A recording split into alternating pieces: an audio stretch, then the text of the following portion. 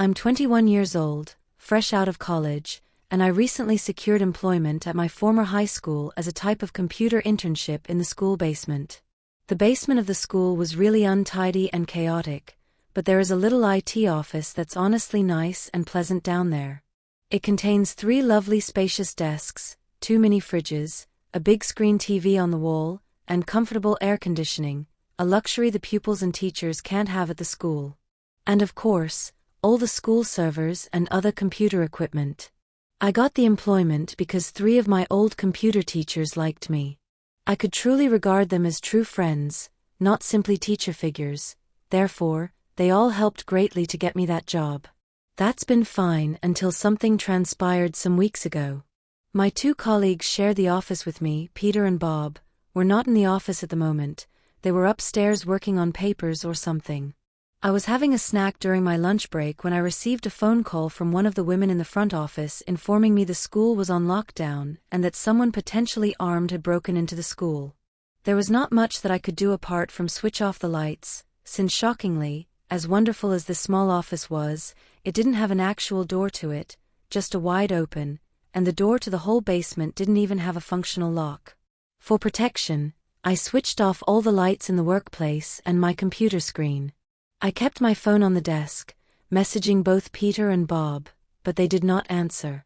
I stayed down there in darkness, playing games on my phone for like 15 minutes, waiting for the call from up front to inform me to continue working. I had no clue what was going on. I couldn't hear what was happening upstairs from down here, but I wasn't allowed to make any calls until I was told that the lockdown was over. Then the loud basement door opened, and the creaking boomed across the basement and into my workspace. I sat up from my seat, thinking if I should call out Peter or Bob. I was desperate to get some information from them. Somebody then came running down the stairs, and their footsteps approached my office. I pushed away my chair and hid under my desk. Someone entered the office but did not switch on the lights. There was just silence. I cannot even describe the fear I was experiencing. I felt like if I made one sudden noise, I'd be dead. At that point, my phone rang as I got a text message. I felt my world shrivel up and die at that one instant as I clenched my teeth in despair. Footsteps abruptly moved closer to me until I eventually dove out from under the desk in capitulation, begging anyone who it was not to harm me. And at that moment, somebody pulled my arm and dragged me up. It was a man with a red plaid button-up, blue trousers, and a black cap. He told me, "It's all right, I'm just down here hiding with you." "What's happening up there?" I whispered to him.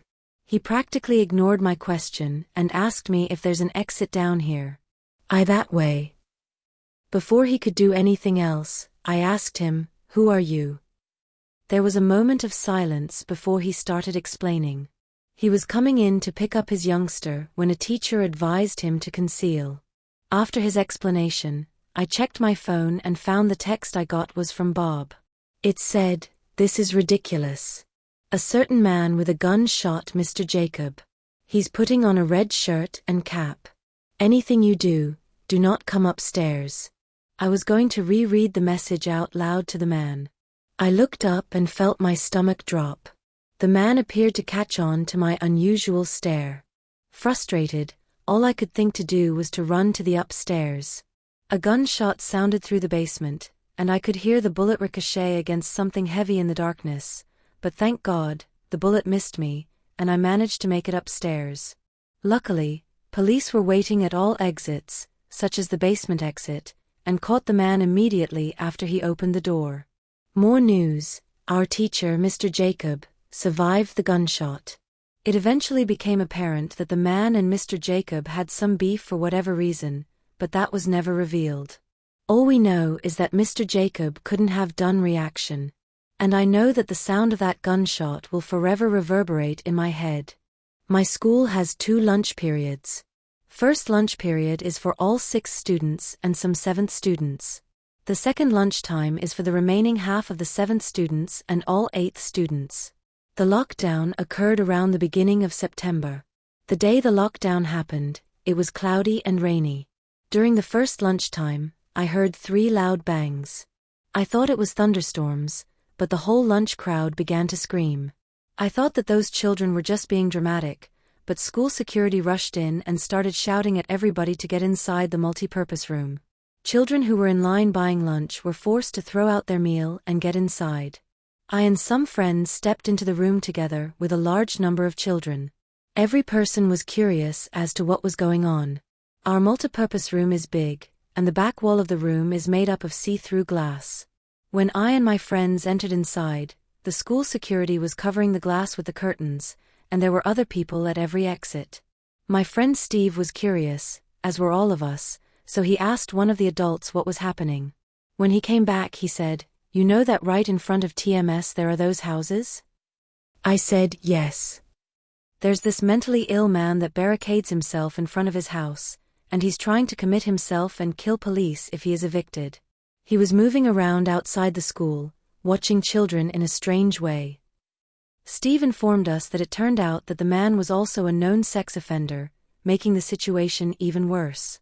We got stuck in the multi-purpose room for an hour, taking up 2 periods. After the whole situation was settled, we were escorted to our classes one by one. I later discovered that the man lived next to my friend Donald, who told me about the previous Halloween in which she saw the same guy at his window cutting his arm and writing in his own blood, "Don't come here or I'll kill you," on his windows. Of course, being Halloween people, including Donald, thought it was just for the holiday. But after this horrible experience, we discovered this man was Donald's, and we're thankful he never came near us. It was a normal, boring day in calculus on Thursday 6th period, which means the week was nearly over and spring break was about to be upon us. So everyone was feeling nervous in their seats. I noticed we didn't have an exam that day, as many of my friends had with their other teachers, so our teacher, in the middle of class, just decided to begin playing games with us on Sporcia.com. He was a really laid-back teacher like that. While we were doing a particular logo quiz on Sporcle, I remember specifically when it happened. Soon after my friend answered a question, I remember the exact answer when Dean's voice came through the loudspeakers. He sounded worried and anxious as he told all teachers this was not a drill and to go into lockdown. I truly felt the chills, and I had shivers on my arms as our always laid-back teacher seemed worried as he ran to switch off the lights and ushered us to the side of the room. We all sat in calm for approximately 2 minutes, and suddenly the normal buzzing that came from a panel in the far back of the room halted, meaning that the school must have cut all the electricity. We all stared at each other, believing it was serious. A few minutes of waiting later, we overheard a man yelling at the top of his voice coming down the corridor. 2 girls in the class began crying, and this made all of us even more afraid. As the yelling became nearer to the classroom, the lunatic-sounding man began beating on the lockers while shouting, "I'll kill every one of you." It was at that point that I began to fear for my life. My teacher shushed us reactions. The banging eventually proceeded from the lockers to our classroom door, and that is when one of the crying girls shouted, "No." The banging on the door only became worse as the man started yelling, "Open up." 2 of the girls in the class were crying out loud at that moment. It felt like forever that man was banging at the door, but suddenly he then proceeded down the hallway, shouting like a mentally insane man until we could not hear him anymore. I'd say 11 minutes later, though it seemed like half an hour considering the scenario, the dean came back over the loudspeaker explaining the situation, which was shocking for him to do. He said that some mentally insane person stormed the building and attacked the woman sitting at the front desk, forcing her to flee the building screaming, and staff was not sure if the man carried weapons or not. Now, this was before the school had cameras or could afford adequate security, therefore, the school was completely open to something like this occurring. The staff carried out a sweep of all the hallways and classrooms and did not find him, so the dean asked the teachers to continue teaching but ensure that all the doors were closed and to not let any students leave for whatever reasons.